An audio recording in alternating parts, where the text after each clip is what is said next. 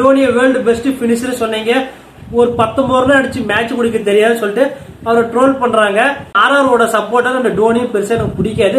இருந்தாலும் டோனி கிரீஸ் இருக்கிறப்ப எனக்குள்ள பயம் இல்லைன்னு சொல்லல. அவர் பேஸ் பண்ற ஒவ்வொரு பாலும் இங்க ஒரு 4 or 6 அடிச்சு மேட்ச் முடிச்சோன்னு சொல்லிட்டு பயந்துகிட்டு தான் இருந்தோம். ஏன்னா அதுதான் வந்து டோனியோட பவர், அவரோட பிரசன்ஸ், அவரோட இம்பாக்ட். டோனி அவுட் ஆயிட்டாரு, சிஎஸ்கே மேட்ச் தோத்துட்டாங்க, ராஜஸ்தான் ராயல்ஸ் நாங்க மேட்ச் வின் பண்ணிட்டோம்.